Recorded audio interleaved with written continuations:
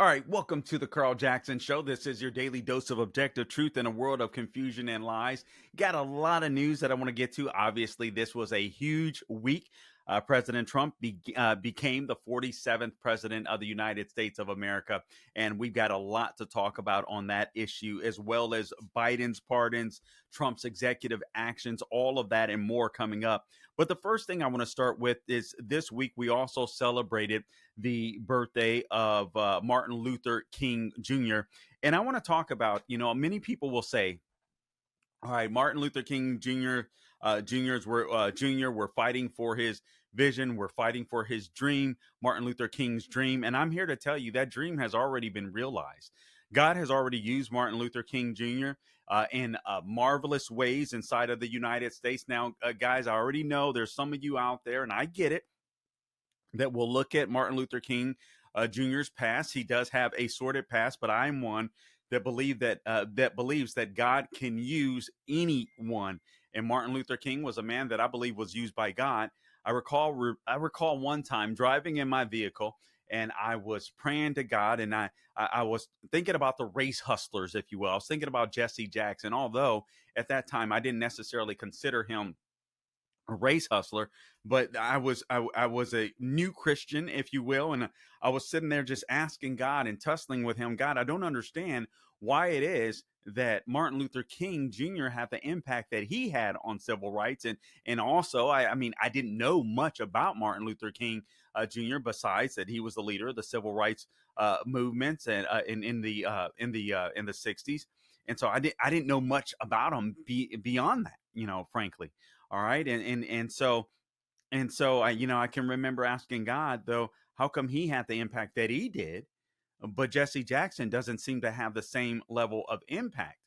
And at the time, I remember, I believe God spoke to me. Now, it wasn't an audible voice, but I believe God said, well, I never called Jesse Jackson for that. And that's the key. I do believe, regardless of Martin Luther King Jr.'s past, that God was willing to use him to advance civil rights in America. Now, granted, the Republican Party had already passed Civil Rights Act 100 years prior, frankly, but nonetheless, you had the Jim Crow South by the Democrats. Nonetheless, there was a lot of racism that still existed that needed to be abolished. And Martin Luther King Jr. framed the movement that helped bring that about, right? To bring a lot of blacks, particularly in the South, civil rights that they were not being granted under the Constitution. And so I believe that God used him mightily, but he never called Jesse Jackson. And he never called Jesse Jackson because he didn't need to.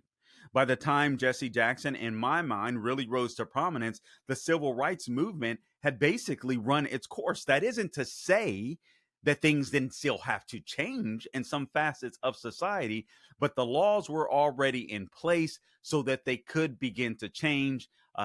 In churches embracing, and churches even desegregating and embracing black and white culture.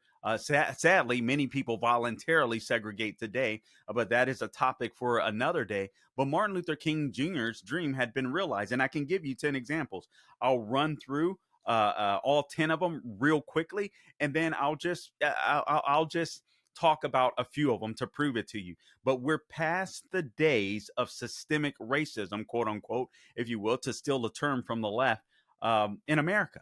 I believe the only systemically racist institution that still exists in America today, excuse me, is the Democrat Party. But these are 10 reasons why I say that America isn't racist, and that America has already, or the dream of Martin Luther King has already been fulfilled in America. First, from Barbie to Kim Kardashian, and guys, listen, I know this is going to throw you for a loop, but follow me here. Follow me here. The absolute fascination with big butts and big lips in America.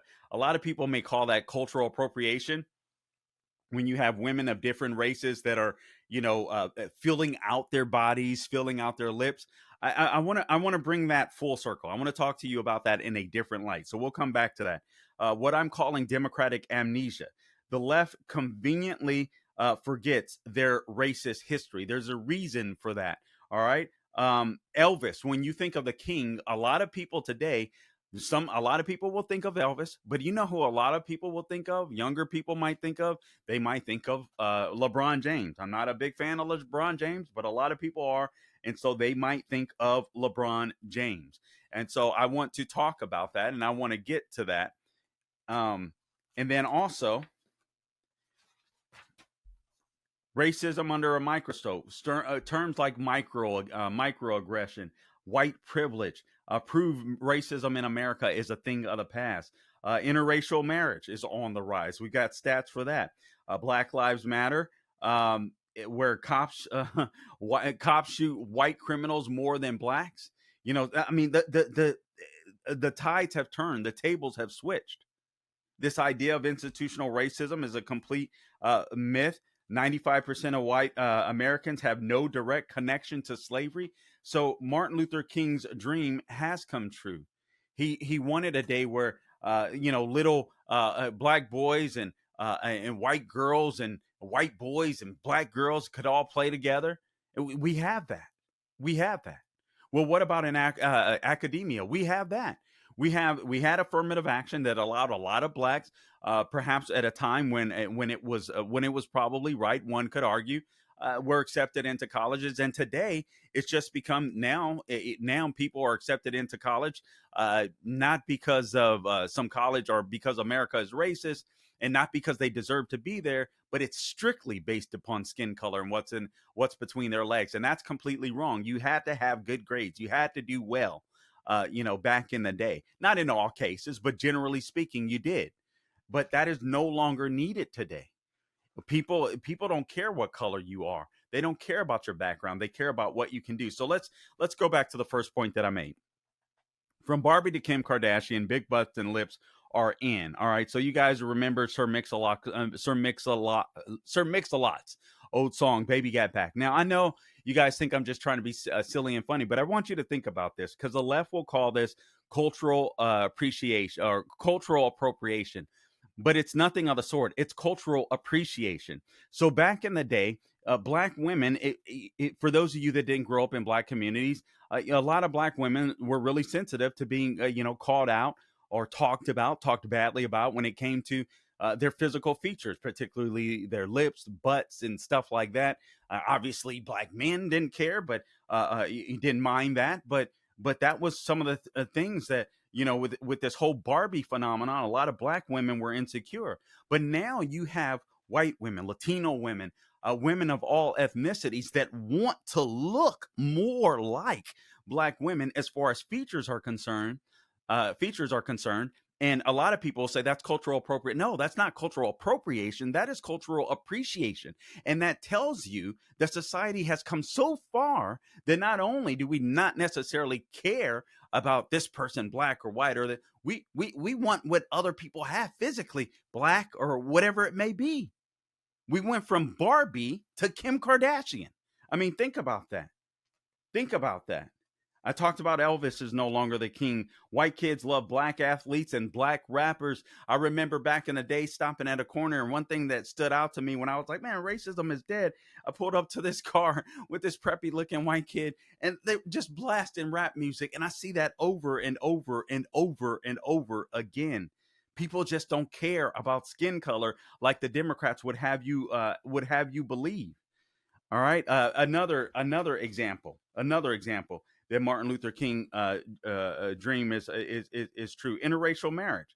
Within the last 50 years, interracial marriages have jumped from 3% of marriages to 18% of marriages. Additionally, just since 1990, polls show that people who opposed a family member marrying outside of their race has dropped from 31% in 1990 to 10% today. Now, this poll was several years ago. People really don't care about race. Black Lives Matter is wrong. If you were to ask typical Black Lives Matter activists why they protested back in the day, many will point to the number of unarmed, that's the operative word, black men that were shot and killed by white cops. But here's the problem. More unarmed whites are killed by cops than blacks. You can look at the FBI stats for yourself. So it turns out cops aren't systemically hunting down blacks in large numbers like LeBron James once said. They're human beings with human emotions doing their jobs. And guess what? When they get scared and they feel like they need to pull their weapons, they pull their weapons. 95% of white Americans have no direct connection to slave owners. So, you will often hear these woke blacks talk about slave ownership and reparations need to be paid. Well, 95% of white Americans have no connection to the American slave trade. What do you do with them? What do you do with the interracial marriages, right? Where people have had mixed kids. What do you do as far as reparations are concerned? The bottom line is the American dream has been fulfilled. That's why the left has to make up stuff like white guilt and white privilege and microaggressions to make you believe that Martin Luther King's dream has been realized, but the hasn't been realized. But the truth of the matter is, it has been. Enjoy it, live in it. You are living in the era of Martin Luther King's dream. Carl Jackson here for My Pillow. For years, customers have been asking if My Pillow sells cross necklaces like the one Mike Lindell proudly wears every day. Well, they are excited to announce that Mike has partnered with a jeweler right here in the USA to create beautiful sterling silver My Crosses. You can save 30% today using promo code Carl. That's CARL at mypillow.com. Click on the radio podcast square or call 800-858-0263 and be sure to use promo code Carl, CARL. We don't spell it like the communists. All right. So you can choose from the women's or men's style. The My Cross for women has a more delicate look and is reversible with mother of pearl style translucent white enamel on one side and onyx styled black enamel on the other side. The My Cross for men has a slightly larger cross with onyx styled black enamel and a slightly longer, thicker chain. This amazing offer won't last long, so order now, por favor. Just go to mypillow.com, click on the radio podcast square, or call 800-858-0263. Use promo code Carl, CARL.